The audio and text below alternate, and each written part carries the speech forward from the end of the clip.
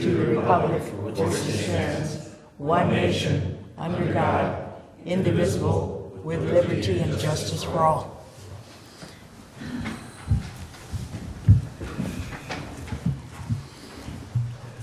Item number 1, roll call. Mona? Yes, Director Davison? Here. Director Underhill? Here. And Director Mill? Present. And Director Batterman and Director Strange are absent. Right. Okay, before we get started, Dave, would you like to?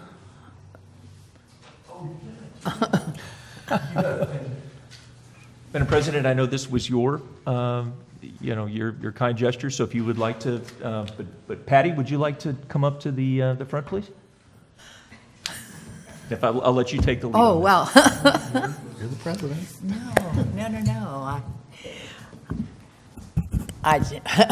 You could stand right there. On behalf of the board and CCWD, all of CCWD, I just want to present you with some flowers for your really hard work on the budget, Patty. It was, you filled in. I know you had to call him a few times on different issues, but for the most part, the budget for 2015-16 is yours. And we appreciate it, and I want to give you some flowers. Thank you. In appreciation. Thank you so much.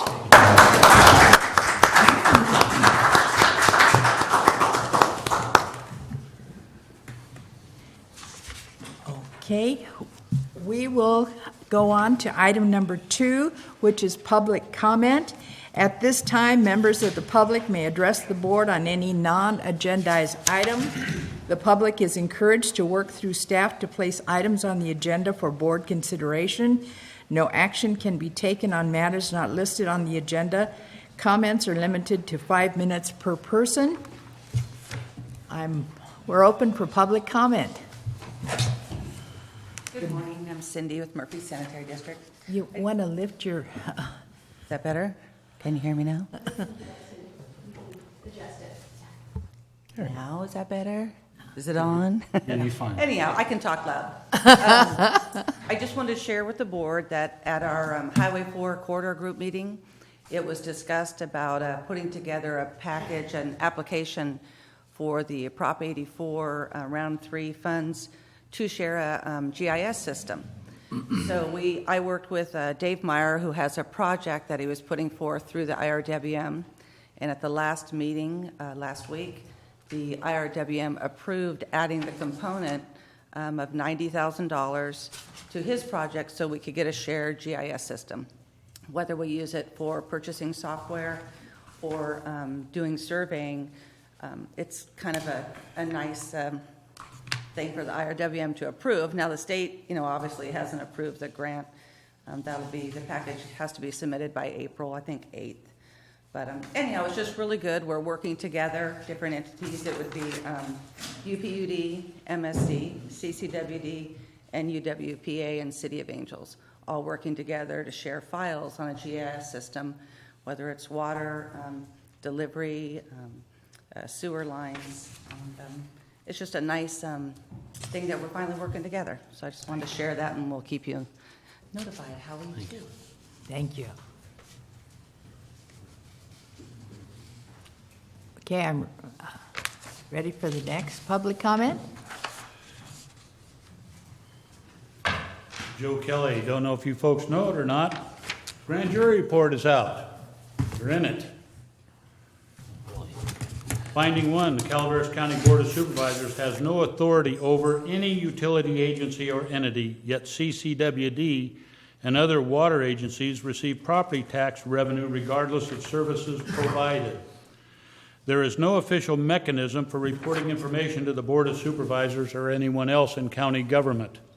Recommendation. The grand jury recommends that all 6 public water companies submit a quarterly budget report to the Board of Supervisors. I would concur with that. The other thing I found rather interesting was CCWD capacity fees 2014, and in particular the AD 604 water and wastewater with a $21,075 current assessment and an AD 604 water and wastewater $28,224 delinquent assessment.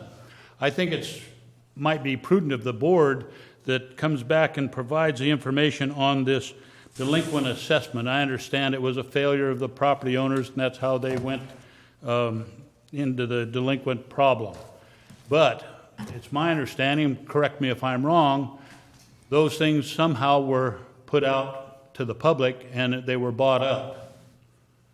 And in this buying them up, then it was brought back to the board, and now you're paying on them on this AD 604 assessment. I would suggest that whatever it is, that a clear and concise presentation to this board publicly, and by the way, those that own those bonds now. So we have a very transparent agency here. Thank you.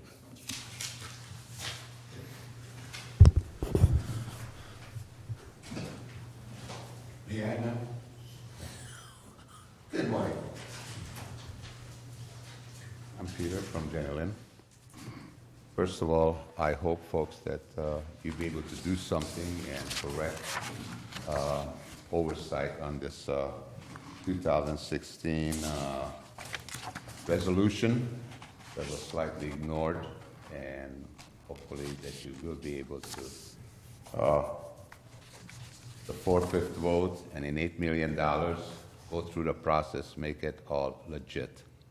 I'm sure the intention was the reserve money, okay? Maybe the intentions were good, but the way it was handled wasn't good. And let's just say, let's presume that all the intentions were honorable and good, but the method and techniques was something to be desired. And I do have a question.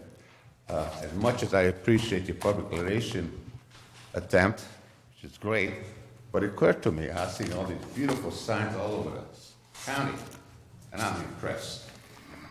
But then my question is, who's paying for it? Who's paying for the parts and labor? How much does it cost? I mean, are we being a PR people for the state to let the state pay for it? If it costs ratepayers and property tax payers, forget it. I don't want to pay for PR for somebody to give me a lecture on a barbecue if I should flush number 1 and number 2, or give me a lecture when I should wash my dishes. I live in the 5th district. I'm almost old enough to do my own dishes, as much as I hate to. I'm a single guy, so I hate it. But also I would like to know if and when, since CCW assumed that all knowing about water, how many acre-foot of water being trucked out of this area for bottling? Because I know the state doesn't realize that. And folks, get a grip. If some people think there might be not exactly everything up to date in this county, you want to see a totally messed up, screwed up organization. Look at Sacramento. There's more litigations popping up all over East Bay, mud, suing the state, a whole bunch of small water users doing litigation. It's a lot cheaper to learn other people's mistake than committing it yourself. Because it's going to get nastier before it gets better. So, just give you a heads up, because I know how much you love your job, how great it is, it's great satisfaction you are getting, how much more simpler your life is now that you're on the CCWD board. You got to do a lot of cleaning up, and Sacramento's not going to help. Thank you. Do we have any further public comment?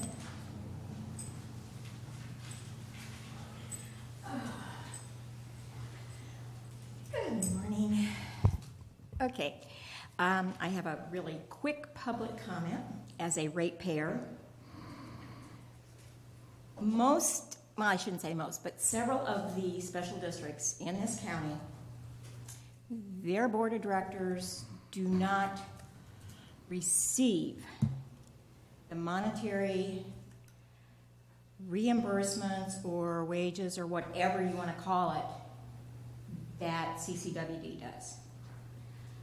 And as a ratepayer, I am glad to see that you did down to 120. I would have liked to have seen it gone even further, considering the rates, considering our economic times, as well as your budget, which the more conservation you have, it's going to hurt.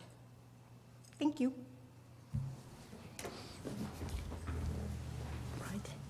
Okay. Going on to item number 3, which is the consent agenda. The following items are expected to be routine, non-controversial. Items will be acted upon by the board at one time without discussion. Any board member may request that any item be removed for later discussion. Item 3A, approval of minutes for the board meeting of June 10th, 2015. 3B, approval to amend district policy number 2210, harassment/discrimination/retaliation policy. Stacy Lawler, HR manager.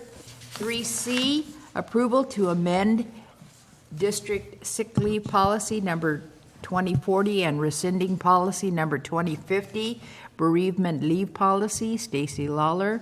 3D, approval to adopt district policy number 2215, anti-bullying/abusive conduct. Stacy Lawler. 3E, adoption of the Tuolumne-Stanislaus Integrated Regional Water Management Plan. Peter Martin, Water Resources Manager. And 3F, review board directors' monthly timesheets for May 2015. Move for acceptance of the consent agenda.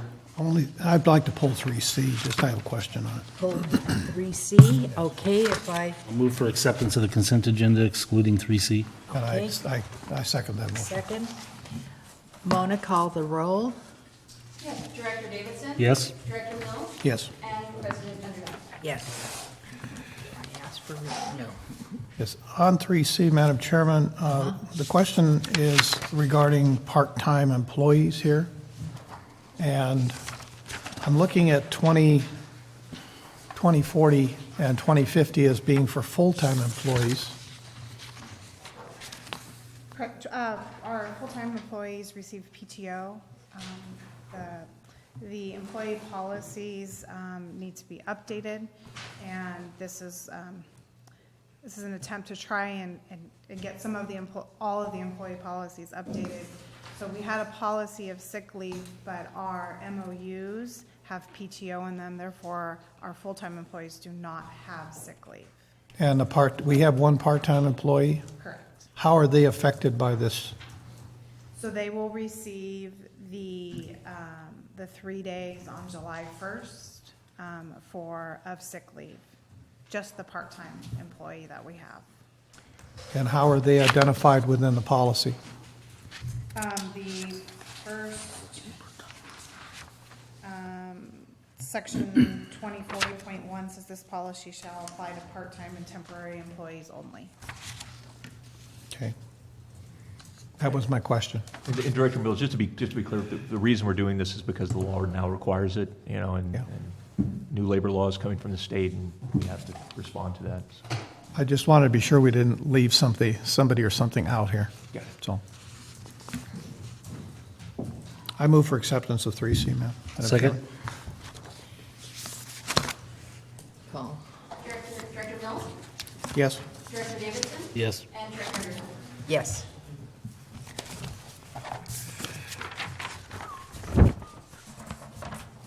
Okay, item number 4, we have a public hearing Discussion, action regarding the adoption of the fiscal year 2015-16 operating and capital improvement plan budget. Jeff Myers. We have, okay, I'll read this next one. We have to, address them separately. Yes. Right. Discussion, action regarding the adoption of the fiscal year 2015-16 personnel allocation. Jeff Myers. Good morning, Madam President, members of the board.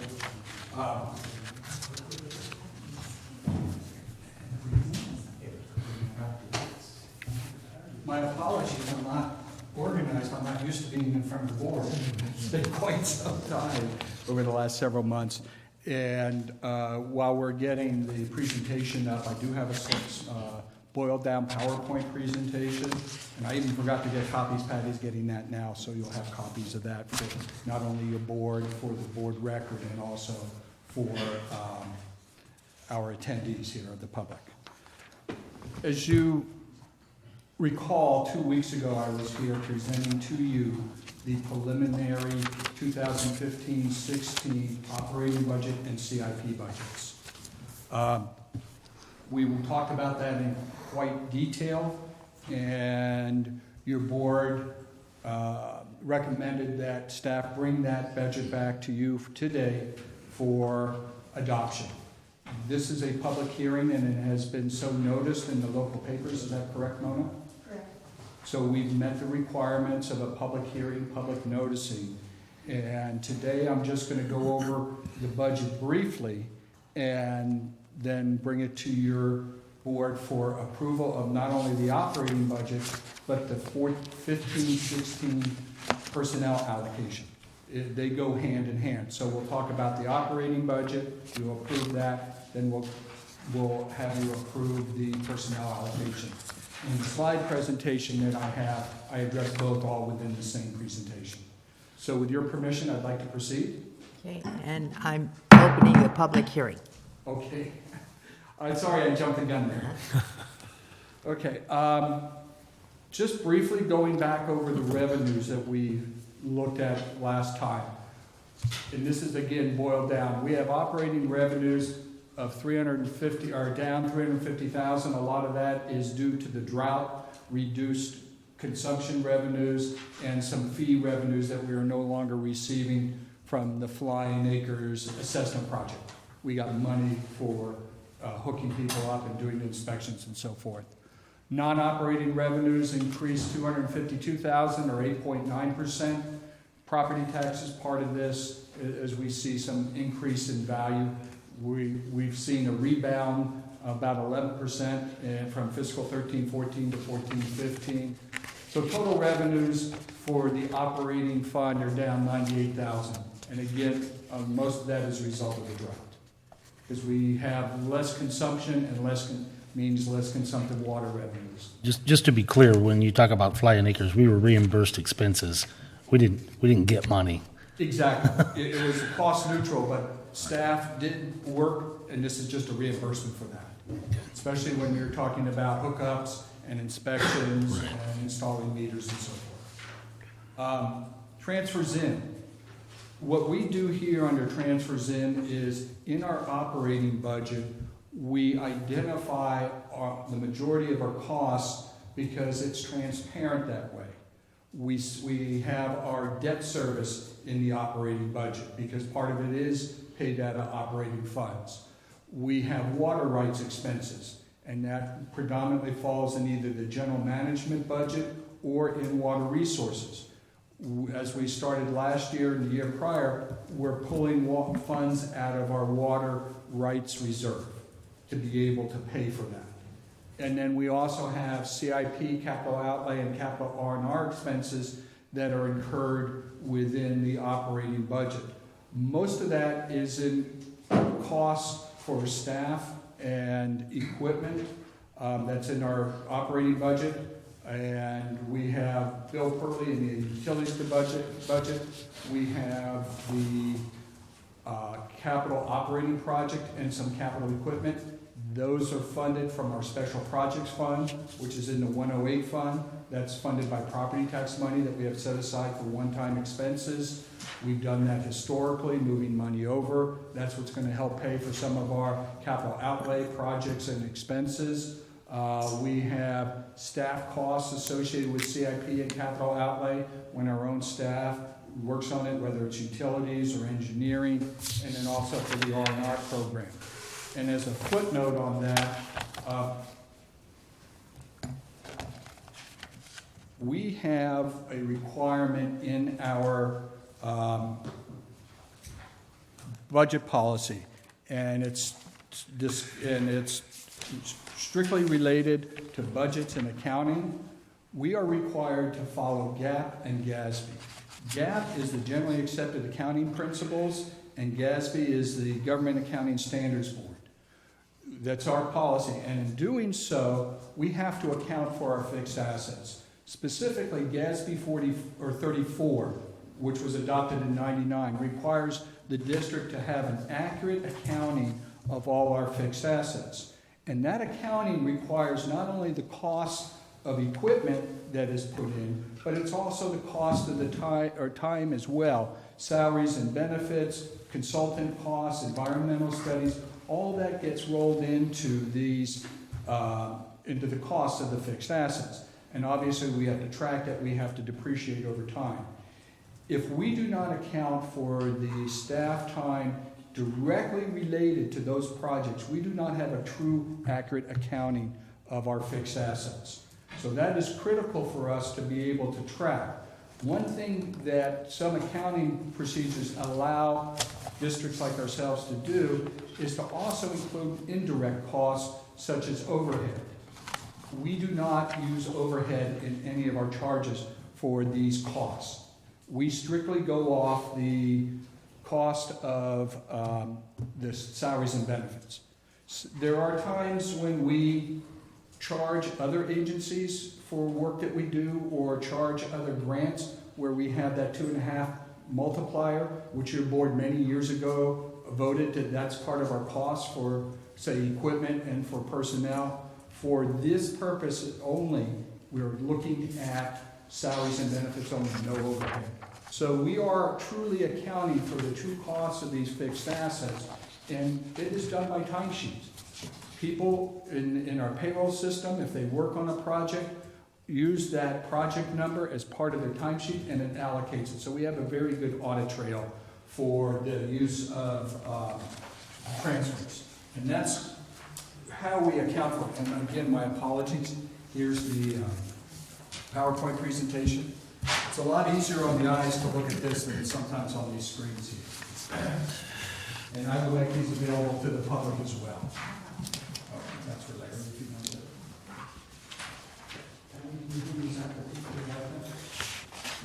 Thank you. So those transfers in are not actual revenue, because a revenue is something that's received in that fiscal year.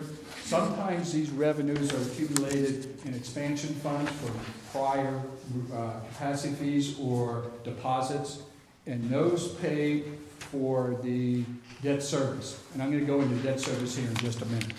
But if we look at all our transfers in, and on our summary sheet I'll get to in a second, this is what we use as a pot of money that can pay for our operating expenses. And as required, we have to have a balanced budget. So you add your revenues, your transfers in, and that has to equal your expenses. Now down at the bottom of this page, you're looking at the debt service. And here we have a transfer in of $838,000 from expansion funds. I mentioned this last time. This covers our BBVA loan, which is a refinancing of debt incurred by both the operating and the expansion funds years ago. We have to bring in $380,000 from the special project fund. That is to cover the debt service for Jenny Lynn. That's the water expansion fund. That's the worst case scenario. If we have connections during the year, that will go towards lowering that transfer in. We have $409,000 from the R&R funds, the water and wastewater. That goes to pay for the Umpqua loan that we took out. and $75,000 of unallocated interest for the building admin loan. And that's the interest-only portion of that loan, which will continue interest-only through fiscal year 17, 18. And at that point, after that, we'll start paying down principal. Because that's when the BBVA loan matures. And so the portion in the operating fund that goes towards the BBVA loan will then be used to help pay down the building. Okay, you're speaking specifically about part of the 838,000 that you had Yes. listed first Well- will then go towards, No. oh, no. Correction there. The 838,000 is from expansion funds for their portion of it. Approximately $600,000 of the annual debt for that loan comes from operating funds. So it's a combination of funding mechanisms, because some of the loan was for operations, operating improvements. The other portion of the loan was for expansion funds. 2/3 of the debt has to come from those expansion funds because it was related to improvements made in expanding the district. 1/3 of that original loan was for improving current assets or current facilities. Therefore, it is being paid for from the operating budget. So it's about $600,000, $1.4 million. 600,000 operating funds, 1.4 million from the expansion funds. 800,000 from expansion. Pardon me? 800,000 from expansion. Well, actually, and then you have to add in the 380,000 Okay. from the special project fund for Jenny Lynn. So it's really probably more like 1.2 million along those lines. So we do have that cost.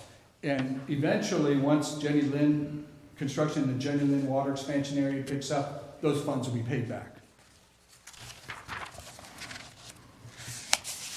So I apologize for the smallness of this. This is the same spreadsheet that you saw 2 weeks ago, and this just summarizes the revenue. So what we're looking at, we have a little under $2.6 million of transfers in and $15 million of operating revenues available to us to be able to support our expenditures. And that totals a little bit, right around $17.6 million of total funds available to the district for fiscal year 15-16. Here is a summary of the different department budgets. Again, we talked about this last time. I won't go into detail for each department, but as you can see, overall, our budget is about $283,000 more than the budget for 14-15. Part of that is gearing up our engineering and technology department, adding people there. And also utility services, we added money in their capital outlay for equipment purchases. Those equipment purchases are highlighted here. We went over them last time. We have and these are replacement vehicles for a 1/2-ton pickup, a 1-ton pickup, Bobcat, a mini excavator to replace a aging backhoe, and a dump trailer for the Arnold wastewater treatment plant, TV van retrofit, data upgrades, the first year of the manhole replacement program for the Arnold collection system, and then software upgrade that shows up in the admin budget. All the other items show up in the utilities budget in the department. We talked a little bit about debt service. I wanted to just make sure that your board is aware of all the debt that we have, and it's through full disclosure here. I referenced the BBVA Compass bond refinance.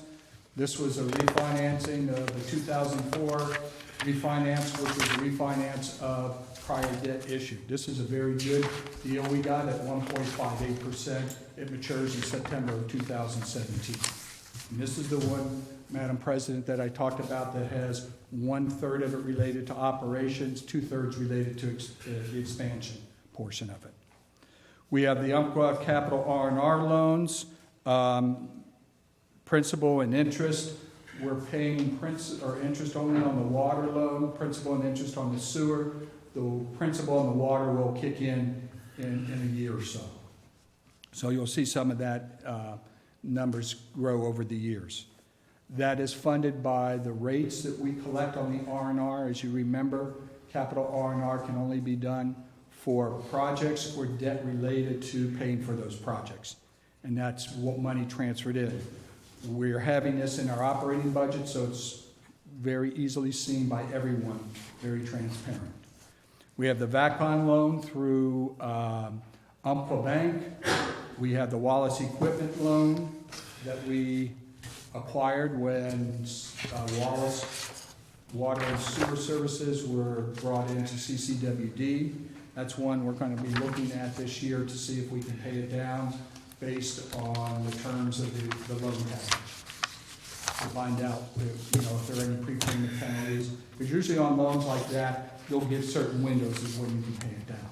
So we'll be looking at that to see if we can take that off of those, because it is fairly minor. Then we have the interest and principal on New Hogan and the interest only on the admin building. Any questions on the debt service? Yes, ma'am. Do we have, when you have business, you're supposed to fall within a certain percentage of debt service as part of your total budget? Do we have a percentage figure that we're shooting for? A minimum of 1.25 is your debt service ratio, what you're looking for. Last year, for 13-14, after the audit, we met those requirements because they're clearly indicated in our loan packages from BBVA and Umpqua. And once the audit is completed, we'll know how we fared for 14-15. Okay, so you can't tell me from these figures. It's projected to be within there. It'll be a lot closer because of the drought and the reduced water revenues for 15-16. But I really have to take it's kind of a snapshot after the fact of whether or not you passed it. And it's going to be close for the water side for 15-16. But one of the things they do look at is on our water side, when they look at the overall package, they do look at the R&R revenues, which is that portion of revenues that go into the R&R It's isolated, program. right. Mm-hmm. Yes. And that is not included in our operating budget because we don't use those to pay our operating, our general day-to-day operating costs.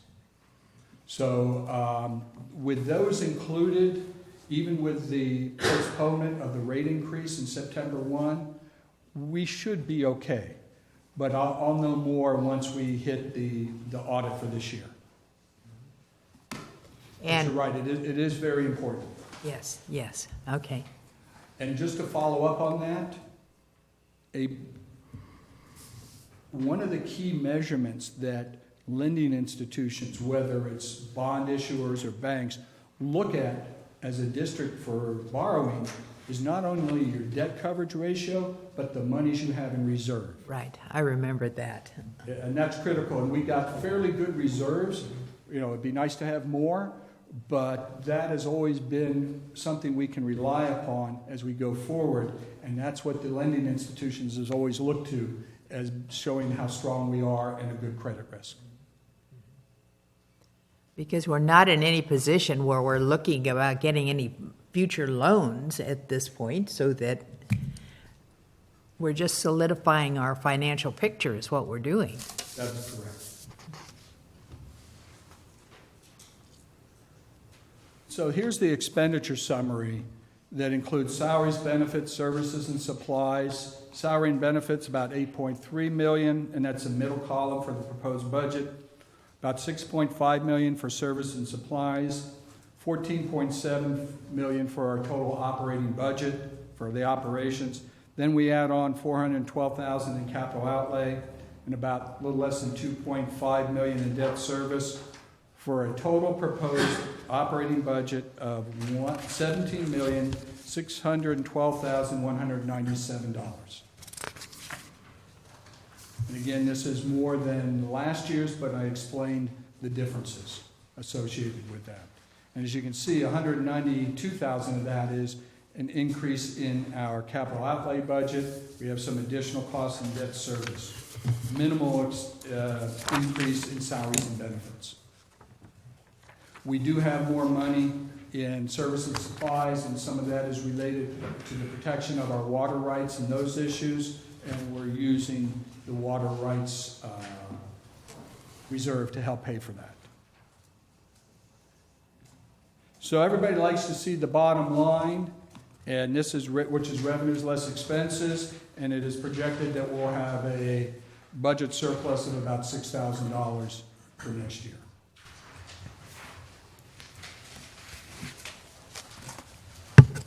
Any questions on the budget? Yes.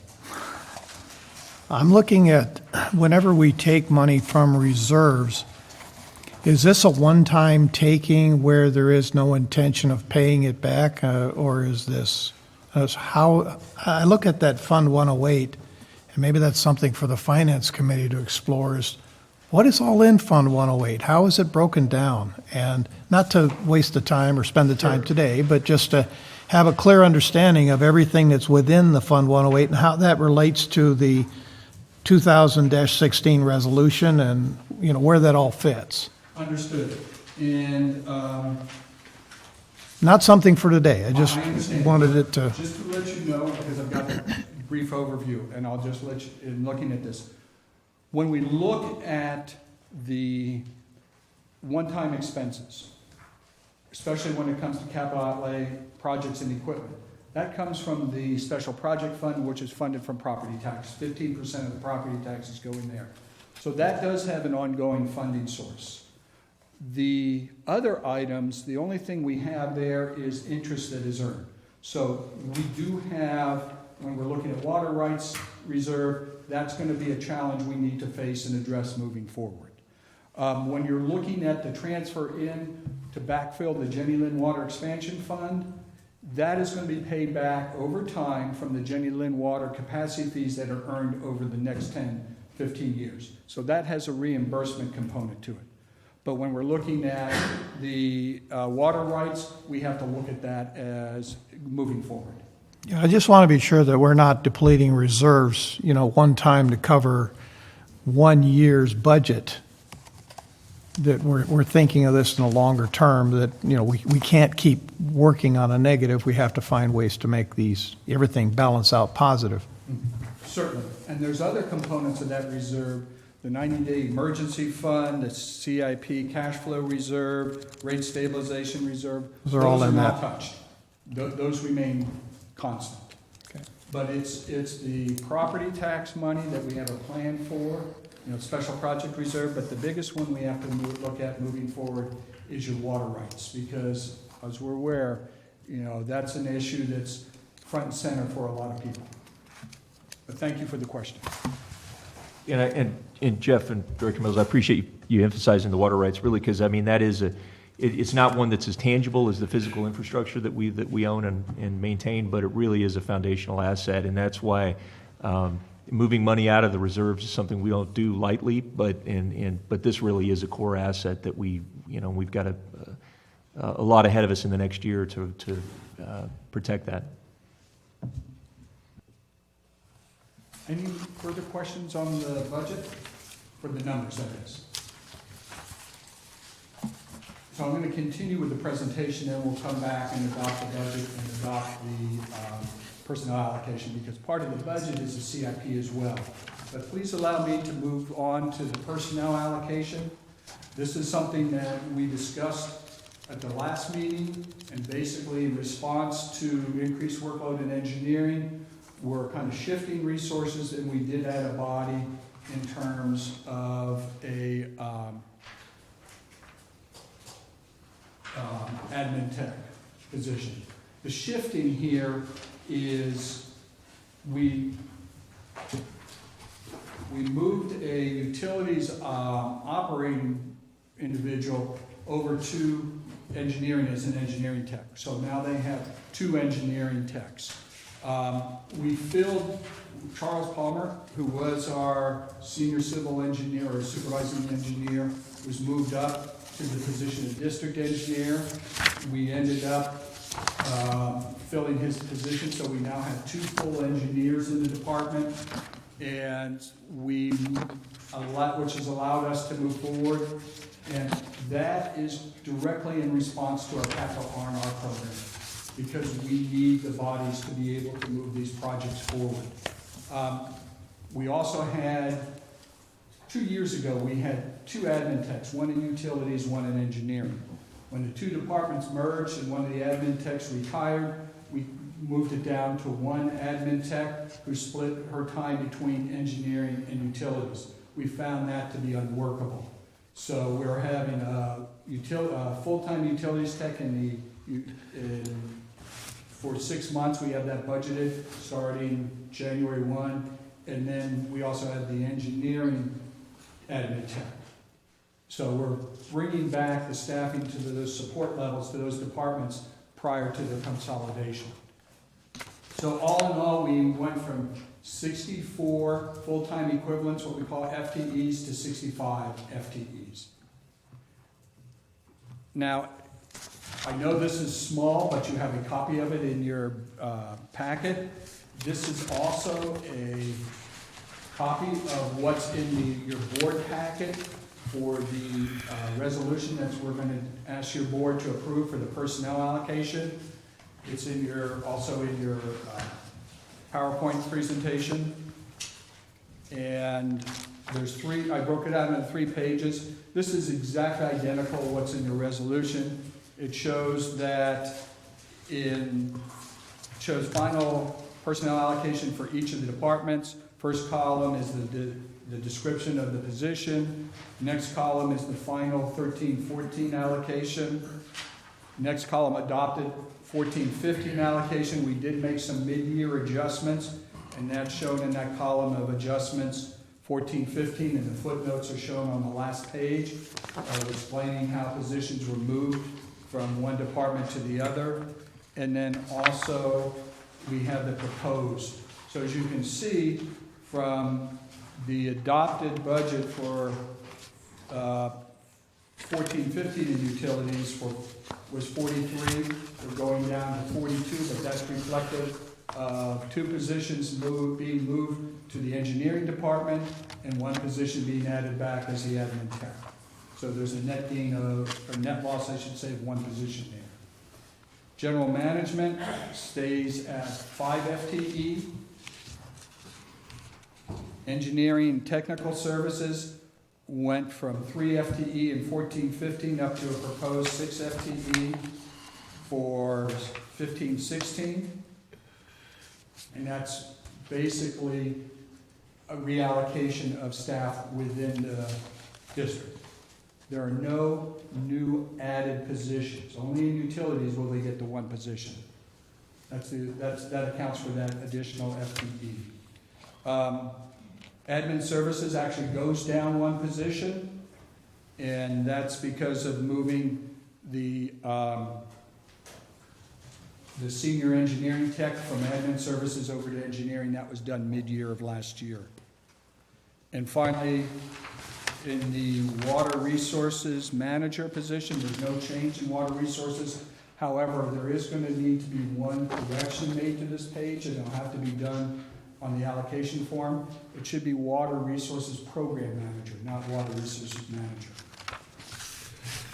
And Just Jeff, the name of the title, not the job title. Jeff, just one thing under general management, I know we've got the assistant to the general manager position still identified, and that's because that position will remain for some period of time during the year, I believe, not the entire year, but this position will, with a retiring employee, this is part of our succession plan, so we will not be filling this position.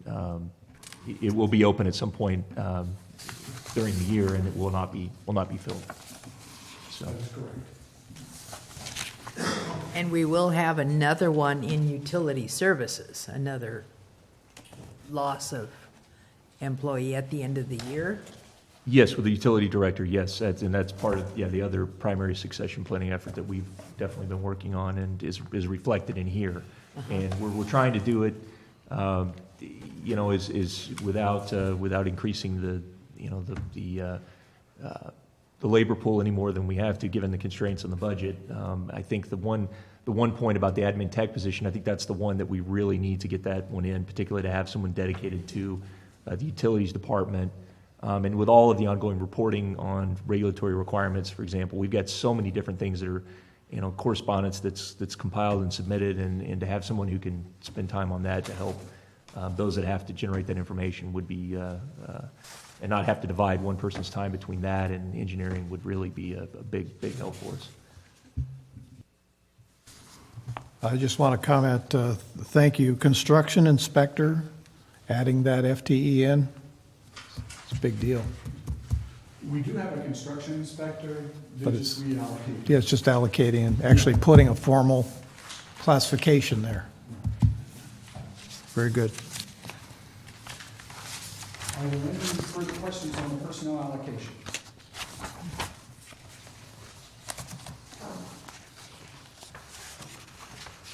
The next two slides are going to deal with the water and wastewater CIP, capital improvement program budgets. And there was no change in these projects from my presentation 2 weeks ago. We're looking at a fiscal year 15-16 budget for water projects of $5.9 million. And that's a blue column in the center under cash flow. Generally, CIP projects tend to be 2-3 years or possibly longer. So what we budget for in the upcoming fiscal year is what we think is going to be spent in that year. It may not reflect the entire cost of that project, and that's what's in the column directly to the left of that. So it's basically a timing issue, and these projects are paid for from either reserves, the capital R&R program, or grants. This is where we've been very successful in acquiring grants for a number of these projects. And we're going to be looking at the tank replacement, the Redwood tank replacement program. That's up in Calaveras Big Trees. That's a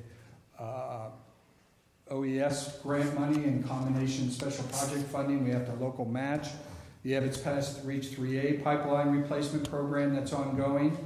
We've initiated a annual tank management program to take a look at our water storage tanks, and that could include anything from extensive cleaning to extensive repairs.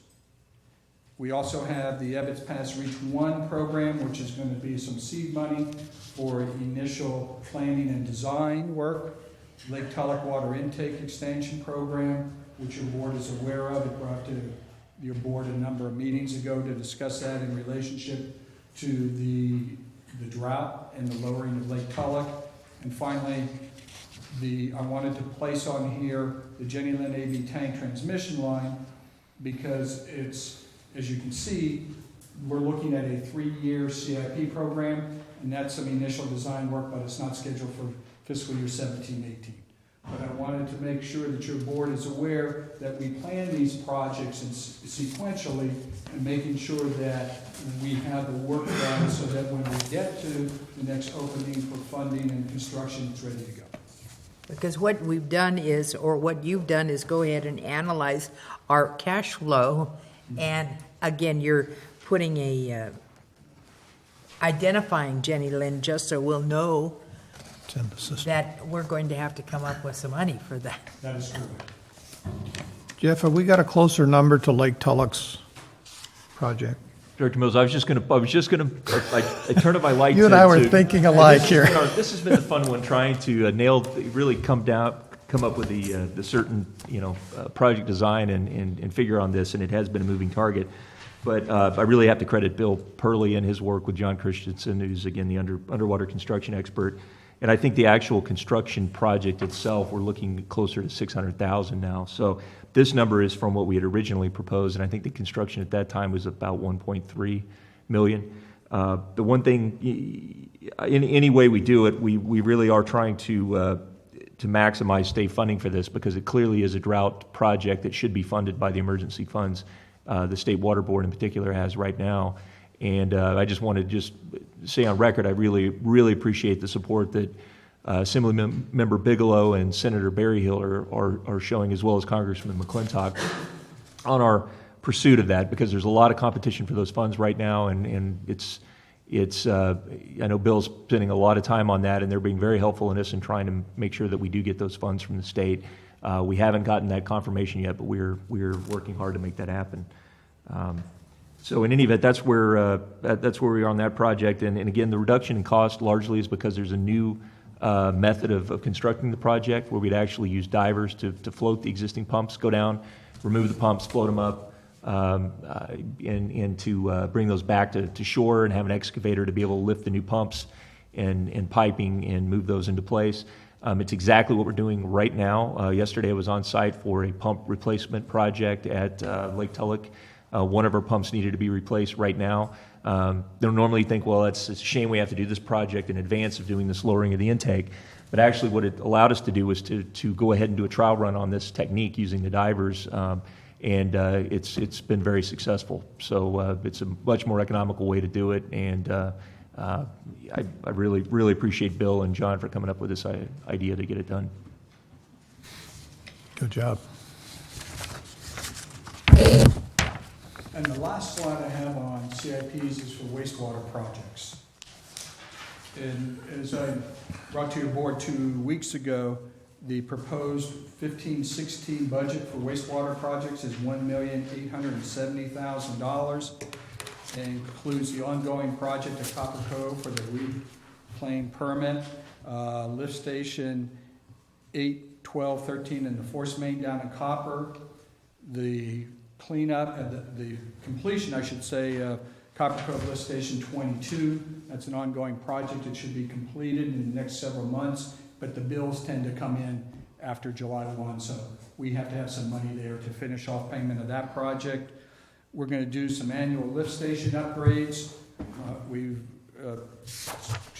provided some seed money in that program for $150,000 this year, upping it to $200,000 in subsequent years. We still have the Vallecito wastewater storage expansion project. That's the Prop 84 grant-funded project, although could be morphed into something else as we move forward, but it's still a placeholder in there. We have and then $20,000 for 2 capacity fee updates, Copper Cove Sewer and La Contenta Sewer. Again, totaling $1,870,000 for a total water and wastewater CIP budget of $7,770,000. Any questions on the wastewater CIP budget? Well, it's kind of an off-the-wall question, just because it came into my mind is that what are we going to need to next year be looking at a management plan or updating our plans? Or is that's that's one that's near and dear to Charles Palmer's because I know this is one that he and we discussed this at length in development of the budget and what money should be allocated for that. And I think what we're trying to do is to get on a track so that we're updating at least one plan a year. I mean, this is an ongoing effort probably forever. I mean, We're always going to have to continue to update, but we want to make sure there's not too much of a lag and we're not making progress.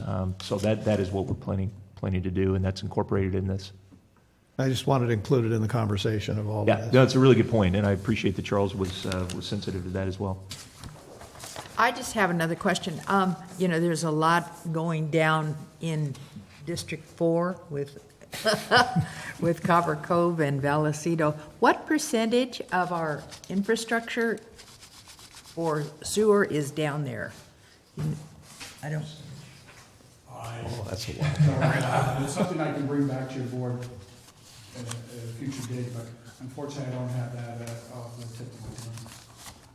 And I don't know in terms, are you talking in terms of customers, or are you talking in terms of Infrastructure. assets? Infrastructure. Yeah, infrastructure. Mm-hmm. That's something we can dig into and look at our asset listing and come back to your board with that information, or I can bring it to the finance committee. Finance would be better. Okay. Because we do have sewer up the hill, and I was just, at some point, all infrastructure is looked at. I mean, we keep a schedule of what needs to be replaced and worked on and what have you, so. You're just saying curious. how old is it? Yeah, and- how old is it, and, Certainly. yeah. No, that's a very good point. Well, the main issue with copper is it's, the threat to spilling into the Right. the lake. You know, I mean, that's the biggest issue, and that's why we're down there making those repairs. Oh, no, Some- absolutely. some of our other No, no, no, areas are- that's completely understandable, but just curious. Any further questions? Now, I know I'm going to be jumping ahead of myself here, however, because the public hearing is still in place, what I will be asking your board is to approve two motions, two resolutions. The first is, I don't apologize for not knowing the number, but adopting resolution, adopting the fiscal year 15-16 operating and capital improvement plan budget. And then the next resolution will be adopting the personnel allocation resolution for the fiscal year 2015-16. So those are the two resolutions that's coming before your board today for approval. What numbers would they be, Mona? Yeah. Resolution 2015-26 for the fiscal year operating budget, and 2015-27 for the personnel allocation. I move we adopt Resolution 2015-26 of the operating and capital improvement plan budget for next year. I'll second that. Okay, and, Do we have to have public comment? No, I don't know. yeah, we do, we're in a public hearing, so. So Okay. should we hear comments now on the public hearing portion? Public, yeah. Of just that one agenda item, and then we'll hear the other one? 2015-26, public comment.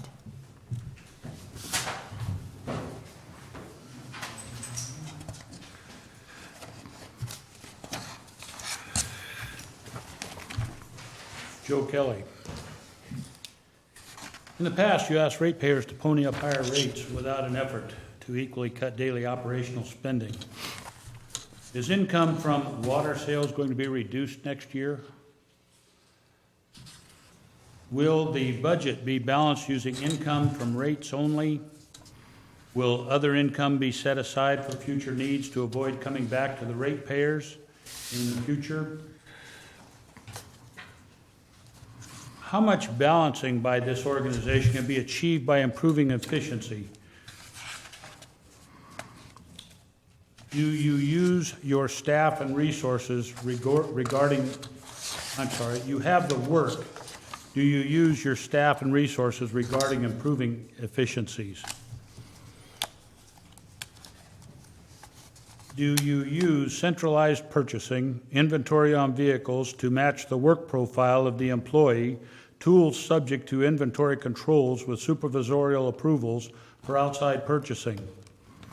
Time motion verification via phone GPS systems? Do you reduce financial exposure with internal loans rather than borrow money and then put up a CD as collateral? Bulk purchases of vehicle fuel via a WEX, W-E-X, card monitored for use? Are you using your income from the North Fork, Hogan investments, rental property, and property taxes to balance spending habits in daily operations? Are you setting reserves aside to cover the capitalization of facilities over their life cycle? Are you accumulating a reserve to handle your relicensing of the North Fork project? The property tax money you receive should be used to benefit all the residents of the county in a form of advocacy to protect water use and rights, in the form of assistance to improve your distribution systems and to fully meet the charges set forth in your charter. Is property tax money collected from those outside of your service areas being used by the district to operate water and wastewater facilities?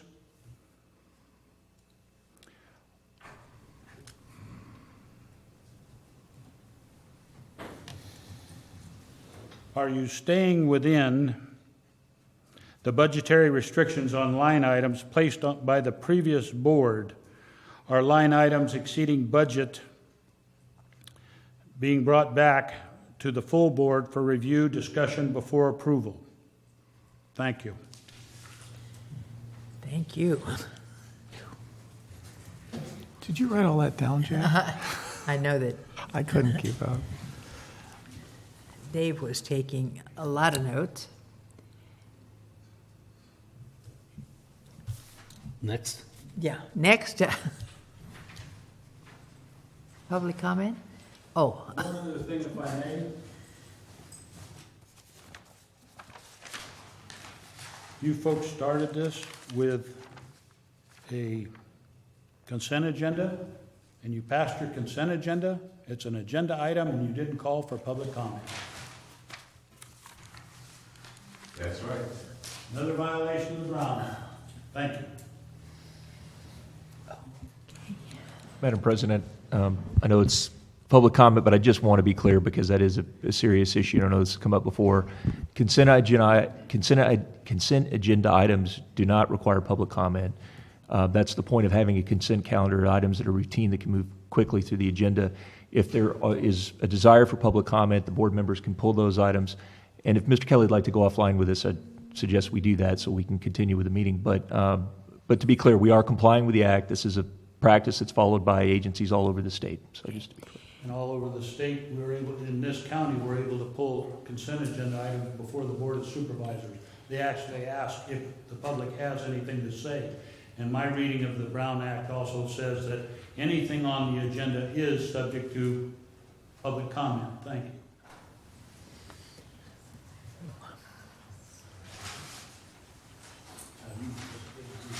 Okay, I just want a little clarification from Jeff. Transfers from Fund 108. None of them that are being transferred out of Fund 08 are coming from the principal, are they?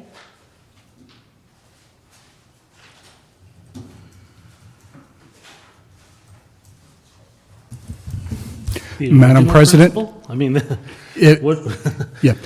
If I look at the different, excuse me, allow me to go back, because there are, if I'm looking at the, oops. Too far. There we go. There's the transfers. The very first one, water rights expenses, this is coming from what Ms. Mills is referring to as principal. We have a set dollar amount in there that we have no way of, currently, we don't have a refunding mechanism, and that's what Director Mills alluded to, and that's what we talked about as being a issue that we need to address, especially with the ongoing water rights issues. On the other ones, it's actually coming from either revenues or reserves. In the case of the transfer of $75,000 in for the admin building, that's interest allocation. In the case of the special project fund, that's money coming in from property tax revenues. So those are being replenished on an annual basis. The water rights reserve, we don't currently have a refunding mechanism for. Okay, but Jeff, you missed my point. Is the Water Rights Reserve Fund, Fund 108? It is within Fund 108. see, that thing was broken up, and I guess that's kind of the question. This is that where we we're need- gonna run into the problem, and this is why I wanted to know if it was from principal. Because on the resolution to basically set up Fund 108 back in 2000, it said that if it came from principal, it needed a 4/5 vote of the board to use principal. If it's coming from anything but principal, such as the Special Projects Fund, then it doesn't need it. Well, That's why my I don't think the question- special project fund existed back in 2000. I think that what happened at some point, and can't Well, recall no, exactly. that resolution sort of set up the special project. I know, but there are things that have happened since then, and one of them was, because that used to be, before this was even a fund, it was 5 different individual accounts Correct. that board members managed and could do with what they pleased, and they did some pretty crazy things. They did a lot of grants, they built helipads, they did all kinds of nonsense.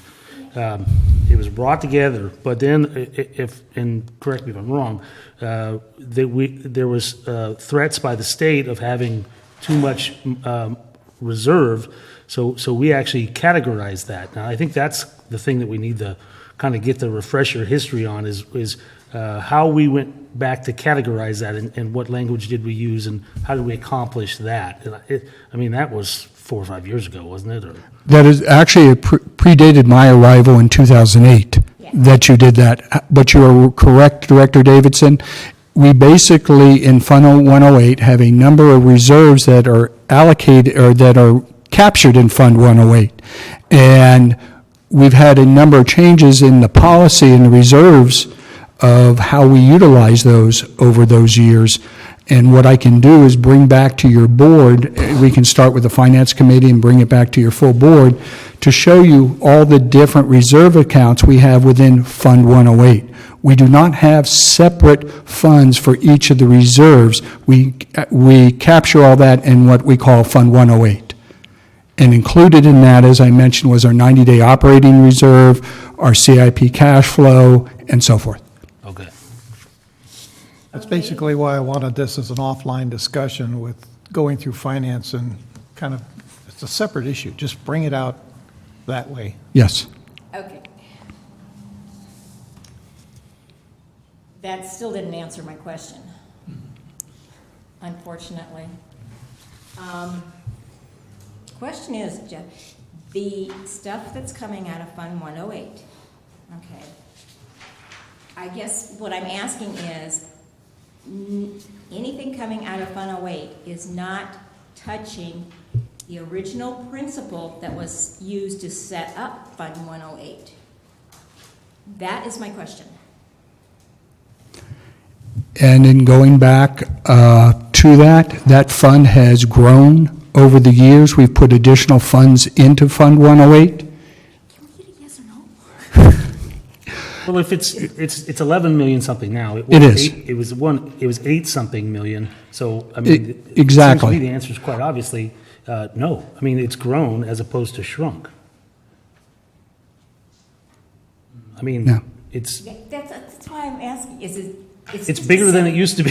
It's just a simple, well, see, we don't know that because we don't have that in front of us. But it's just a simple yes or no question. Well, we talked about that at the last meeting, that it was, originally it was an $8 million reserve, or...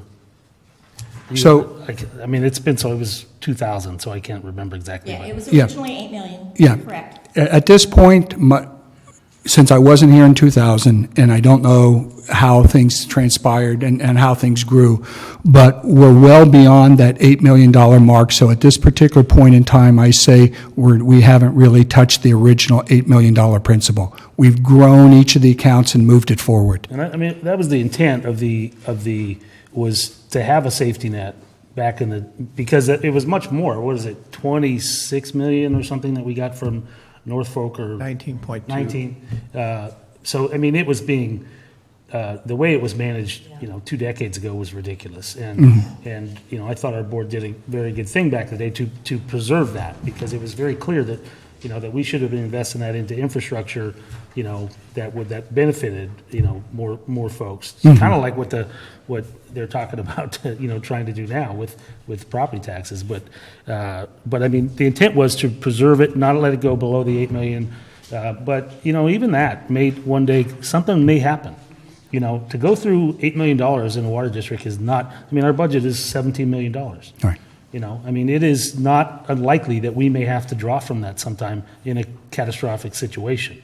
And I believe the rules are going to say we'll have a public hearing and we'll have to have a 4/5 vote. This is public comment Yeah. period. That's it. So- You answered it finally. Thanks.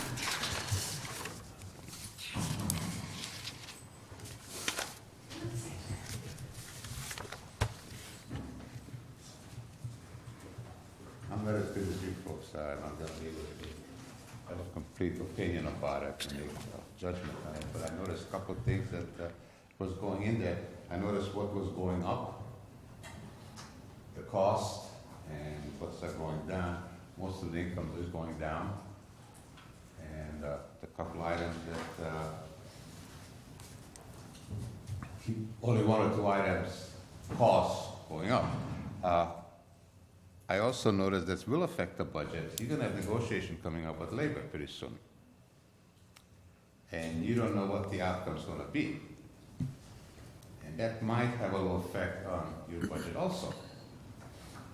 I don't know if in this one or the near future, you're gonna have some negotiation going on pretty soon with your employees on labor negotiations. And that will have an effect on your budget without knowing what it's gonna be. But I'm sure you have plenty of money in reserve, or you're gonna have a whole bunch of money if the negotiations comes out the other way, right? But you have a lot of money in reserve, right? You don't know what to do with yet. So another thing that nobody's mentioning is you're getting a whole bunch of technicians in for engineers and electronics and water. They above my payroll. Nobody even talks about getting upgraded and updated on meter reading. You got a big amount of personnel costs reading your meters. And you don't have to go too far, but maybe talk to the propane companies, got a little antenna on it. They don't have to come out and read your meter. You could save a whole bunch of money on employees. Just like you're gonna be saving a whole bunch of money on collection of the income every other month. But it's gonna be done by an outside company. They're doing it for free, right? So if they're doing it free, you might be cutting back on personnel also. I'm sure you're gonna be very happy to hear that. Good PR. But you're hoping that the drought's not gonna continue, or El Nino might be coming in next year. So hope that thing at the lake is gonna be finished before El Nino comes in. Or if you wait a couple of years and the drought continue, you're just gonna walk out there. You don't have to build anything. So, no, a lot to consume, and I'm glad you have the capacity that you've been studying it for all these days, and you can come to the real quick ability to vote on this and make a judgment. Congratulations. Okay, Because whichever way it goes, it's gonna be in your head. Thank you. thank you. Further public comment? Okay, seeing none, I will close the public hearing. Yes? And then we will call the vote. Okay, for the first resolution, 2015-26? That's the only one we have a motion for, so you know. Okay. Still have to do that later. Okay, Director Davidson? Yes. Director Mills? Yes. And Director Underhill? yes.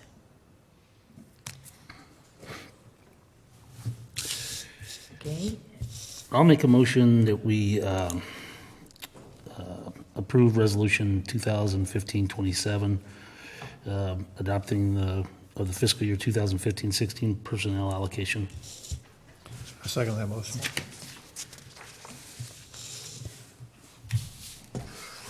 Director Davidson? We still have to Public open the comment? public hearing, do the same. Yeah, we made the public comment specific to the prior resolution, so I would suggest we open it up again for this one. public comment on the personnel allocation resolution for the fiscal year. And we did have some comment about our personnel, so, Earlier. okay. Director Davidson? You want to close the public hearing? Close- I did. Did you? Oh. No, I have to close the public comment. Thank I you. closed the hearing. Director Davidson? Yes.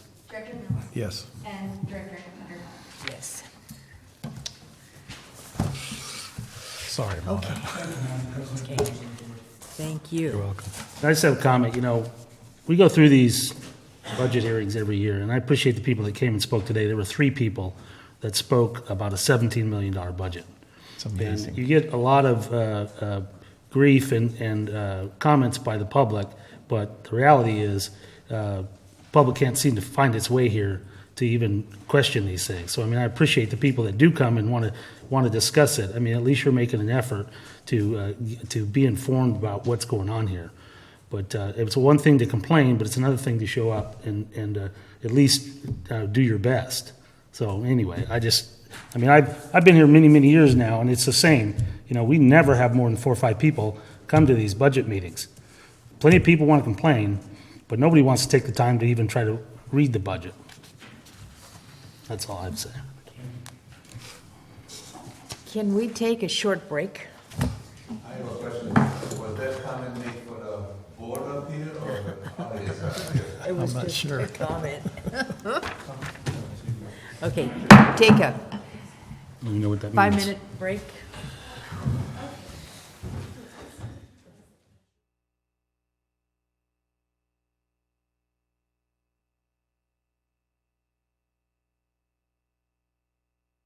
A, discussion action regarding ratifying amended bylaws of the Management and Confidential Unit. Stacy Lawler, HR Manager. Good morning. Morning. Today I'm asking the board to ratify the management, management and confidential unit updated bylaws. When we started negotiating with the management and confidential unit, we recognized that their bylaws were out of date. And we suggested that the group update them, and they've done just that. And per our employee-employer relations policy, which does require that the board ratify their updated bylaws. Any questions? Okay. I'll move for acceptance of approving resolution 2015-28 to ratify the amended bylaws of CCWD's management confidential unit. Okay, got it. And I'll second that motion. Okay. Any comment? Public comment? Okay, seeing none. Call the roll? Director Davidson? Yes. Director Mills? Yes. And Director Underhill? Yes.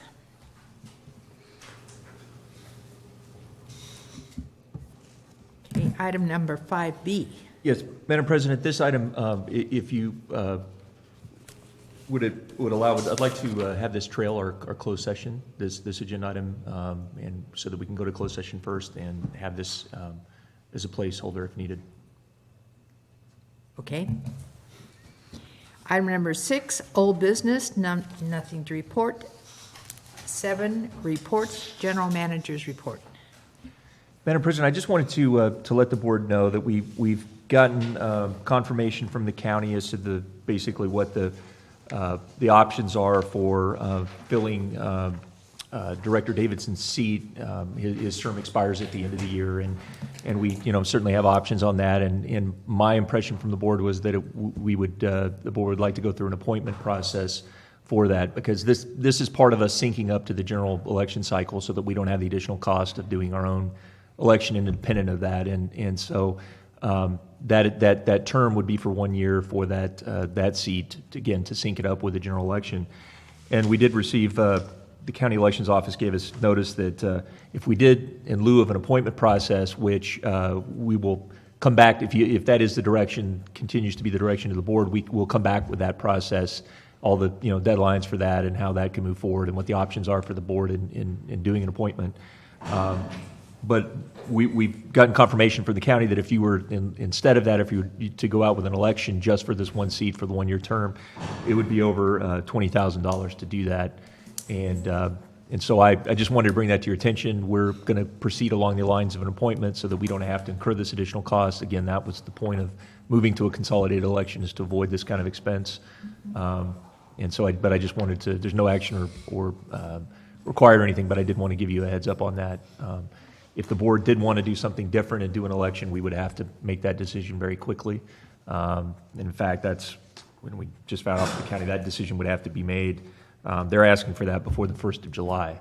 But I don't think that's the direction we're going. It's not what I've heard, so. Is this the same process that we went through with the other directors, or is it somehow different? For the appointment, when past appointments. Scott. All of them. Yeah, they all had to sync up at one point. They all got extended. So, Well, Scott was off track. Scott was off track, right. But the other three, got an extended year. and then Yes. they extended Scott's, Through an to appointment. sync up with those guys. With an but they appointment. reduced the term, Right. so. And then they'll start rotating back on the He general will election. eventually catch up with my Yeah. district Yeah. this next period. Yeah, I think he'll be up in In- 2016. Yeah, 2016. And then In- 2 and 3 again, rotating. Right. The general election. Well, I don't think we need to bear an expense here. No, that was the intent of the whole thing, to, to align it with your even number election, so that, So we'll be coming back in July with all of the process for appointment and options available to the board. We'll provide all that information to the board in July. Thank you. All right. Also, I just wanted to note, as you're aware, the grand jury report is out. We do have a period of time, I believe it's 90 days, to submit our responses to that. Certainly, that's something that the board will need to weigh in on. How we're handling it as staff is we're drafting proposed responses to those findings and recommendations in the report. We'll bring that to the board for discussion and for input, and ultimately that would be submitted to the grand jury. So just to let you know, we are working on that. That will be submitted in a timely manner. When do you think that'll be before the board? Let's see, I think the report, I don't recall exactly when the report came out. I don't think it's more than a couple of weeks since the general grand jury report came out. So I would expect we will be, definitely want to be back before the board in plenty of time, so that if there is something else you would like for us to research or add or to come back again, we will be in a position to do that. So I would think in another month or two we'll be. Just one thing that I want clarification on is the 8604 assessment and delinquent assessment. I really have no idea what that is, and those numbers don't seem accurate to me. Okay. So it'd be interesting to see what they're talking about. Got it. And I do want to recognize, I really want to thank Larry Diamond for his time. He spent a lot of time in meeting with the grand jury and answering the questions, providing information. So I really do appreciate his effort on that, given all the other things he has going on. I know that was just something that came to him. They had a request and needed a quick turnaround, and he gave it a lot of time and energy, and I do appreciate that.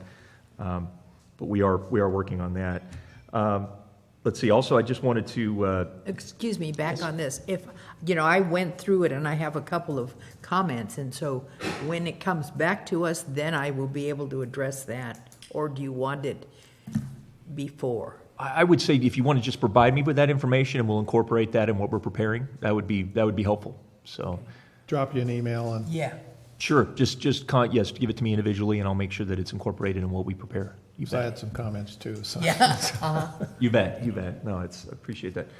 And it's interesting with the report. I mean, how not surprisingly with the drought. I mean, the water issues and everybody in the county, government agency-wise, to play a role in that, or paid a lot of attention in the report. So, and really, I think that's a good thing. I mean, I think it's an opportunity for us to speak to some of the issues that the public want more information on. So I thank them for taking that on. I think that's actually a good thing for us to get that information out. I also wanted to note, we did issue a press release, I believe, yesterday, where we notified the public that we had reached an agreement with Ford Construction with regard to our one issue of concern that we had with the proposed asphalt plan, and that being protection of water quality for our public water supply at our water treatment plant immediately downstream on the Calaveras River. We met with Ford, series of meetings with them. We ultimately came to an agreement that protects our interest. It provides that they will be applying for approval with the Regional Water Quality Control Board and our County Air Quality Board. That provides us the opportunity to comment if we need to on again, that's that issue that's of concern to us. And so with that agreement, we were able to withdraw our appeal of the County Planning Director's decision on existing land use authorization under the zoning. And so there's nothing further to add, but I just wanted to note that, and that has been signed, and the press release has gone out. And let's see, lastly, I just wanted to note, it was really a great experience. I went down to Saddle Creek, to one of the homeowners associations down there last week. Director Mills joined us as well. That was a Saddle Creek 2 association, and it was really appreciated the many efforts they're really making right now, sacrifice to try to save water. You can see it if you're in the community, the amount of turf that's now browning up down there and the things that they're doing. It's just, it was great. I mean, it was really a constructive conversation, a lot of ideas that they brought forward that we're going to use to, I think, try to get other information out to others. There's some product, for example, that they're using right now to put on their common areas that actually, I guess it's a lot like the material that's in a diaper that is an absorbent that holds moisture, and you can put that into the ground, and that allows for reduced irrigation. And their initial numbers are showing about a 10% reduced irrigation over the last month or so. So that kind of thing is just really helpful to be able to get that. And I think that it's exactly the approach I think that the board asked us to take, is that we really want to work with the community, the homeowners groups, community groups, to try to really do this in a spirit of really cooperation, trying to rally together and doing what we can as a community to address this issue of concern to us. And so that was really, really appreciated, and I want to thank them for their many efforts, and the golf course and the community down there as well. And that's all I have. Thank you. I'd like to say, too, that it's good to see us working in a positive way with these various agencies. There's some places in Calaveras County where it's turned quite negative in regards to these water restrictions. So if we keep it in the right light and have everybody working together, it just will make everybody's life very easy. So appreciate the staff and Joel for getting out there in the public and just being the point people for it. Because that was going to be my comment to commend Joel, but Dennis. How's took your my- tan, Joel? Now, Madam President, Joel went to Hawaii and he dropped it Yes, on us. I know. My initial reaction was, well, thanks a lot, Joel. And but no, it was actually turned out to be, it was really, I'm very happy I did it. I hope to get to do it again.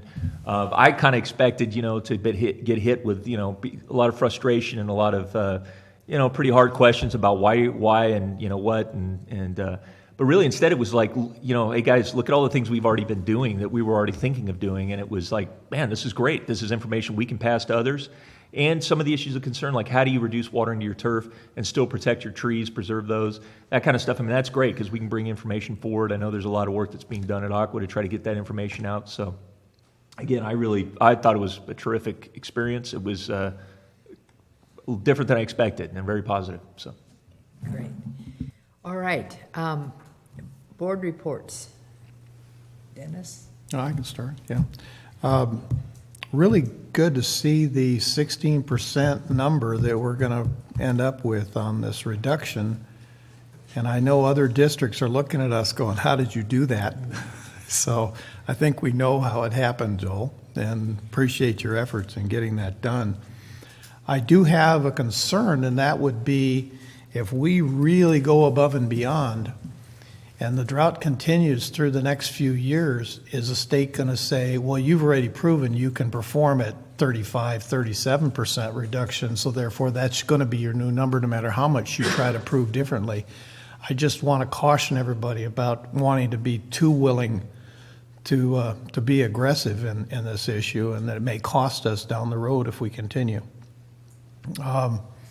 Also, I still want to look at excess property and excess real estate, find ways to, I just want to bring it back so that we realize that if it's something that we can do with it. I know we're one of the single largest landholders in Calaveras County, just from my research, so it's kind of important.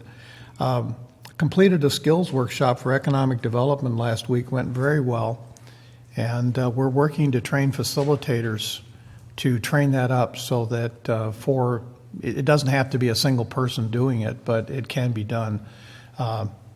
Because I will tell you, customer relations people that don't really have a good skill set are in a very stressful environment.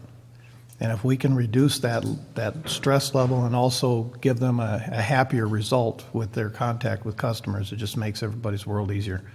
And that will be, I'm sure, offered up in the future. That's about all I have for now. We got all these meetings we've gone to. Oh, Yeah. by the way,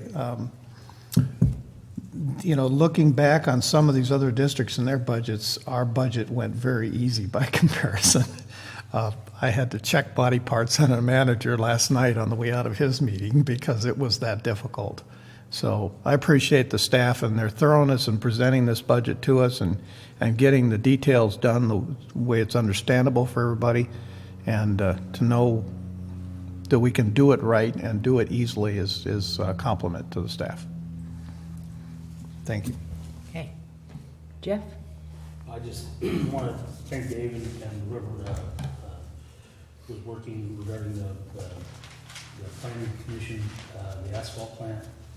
I think, although there's still quite a bit of buzz about it, I think once people get into the actual document and see how thorough it was, I think that they'll recognize it. Had we not stepped in at the time, there would have been a lot of unanswered questions about water quality and air quality. And so I think that, while our focus was fairly narrow, I'm glad that we did step into the process, and I think it had a much more reasonable outcome. And, it's like anytime two neighbors are going to do something different, the best thing we can do is discuss it and come to an agreement on it. So I'm thankful that we've at least given direction to the county. Now it's the county's planning department's job to look at these other issues, but that's their determination. I'm glad we didn't get involved in more than our scope needed to be. So I appreciate that. Thank you. And I was receiving questions about our asphalt appeal, and I said clearly that we just wanted to make sure that they dotted the I's and crossed the T's, and that's all we were doing. We weren't positioning ourselves to stop or make a dent in the economy or whatever else came as a result of the questioning our filing of the appeal. So I'm glad to see that we were able to do that. Will we have a presence at the Planning Commission meeting tomorrow, or? No, we withdrew our appeal, so Right. I don't plan to attend. I think that that's why we wanted to make sure we got the written statement out there, and that explains our position. Also, just to let everybody know that the agreement that we did enter into, that is a public document. It's available. I think we put it up on our website, Joel. And I think that, I hope people look at that because it explains exactly the things that are in place to make sure that our issues are addressed. And so, if we do engage going forward, it'll be in a different venue. We really don't have an issue to raise right now, and I don't plan to be there. Well, we've raised our issue at the planning department. It's the planning department's responsibility to oversee that. Okay. I did want to make a couple of statements about the committees, and we are forming an ad hoc committee, and this goes back to the property. We've discussed this at a board level many times before about all of these little pieces of property we have throughout the county. And so Scott and Jeff will be on the ad hoc committee to take a look at those pieces and how we can get rid of them or what we can do, attach them to something. And because Jeff has been looking at that. You're really good at those raffles. Raffle it off. Well, I was selling a dream. Okay, and then I've also made another committee change. I will ask Dennis Mills to join Terry Strange on the IRWM T-Stand Committee as an alternate. Dennis brings a lot to the table as far as understanding of those issues because they're quite complex. And we have Joe who can nod his head, yes, yes. And so thank you for doing that, Dennis. I wanted to, and I did extend the invitation, or not, I not extend the invitation, but I did let the rest of the board and the general manager know that tomorrow is the Sierra Business Council presentation over at Black Oak Casino, and they will have Dee Dee Adamo from the State Water Resources Control Board, and I'm really anxious to go and hear what she has to say. I'm sure that she's going to be feeling a lot of comments because it's open, as I say, it's being sponsored by the Tuolumne County Group, but a lot of people from Calaveras have gone over to hear their leadership series, so I'll be anxious to hear what she says, and I'll bring back a report on that. Bend her ear on the Tulloch intake and the need for funding for that. That would be a nice one to, because her staff are the ones that are going to make the determination about our funding on that and Okay. the grant funds. Okay, we'll do. If you win, you gotta share it with everybody. If you lose, it's all on you. Okay, What time is that meeting tomorrow at Black Oak? I think it's noon. It's a luncheon. It's right before the slot tournament, isn't it? Oh, is it? She should know, right? I'll get to you afterwards and let you know give you specifics. We give you $20 now. Okay. All right, information or future agenda items? Anything pressing that you'd like to agendize? Seeing, Dave's got our list. Madam President, I'd just like to again, to highlight it's on here. We have a workshop on water rights coming up, second meeting in July. I'm very excited about that. That's going to be a really good opportunity for us to get some information. I think that'll be useful for the public and for us to kind of give that absolutely. primer on the state of the state as far as water rights and our position within the state and some of the issues of serious concern to us.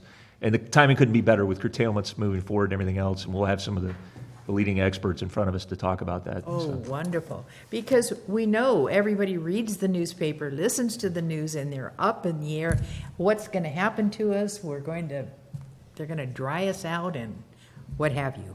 But anyway, okay, with no other future agenda items, we'll announce the next board meetings are Wednesday, July 8th at 9 o'clock, the regular, and then the one on July 22nd, board workshop on water rights.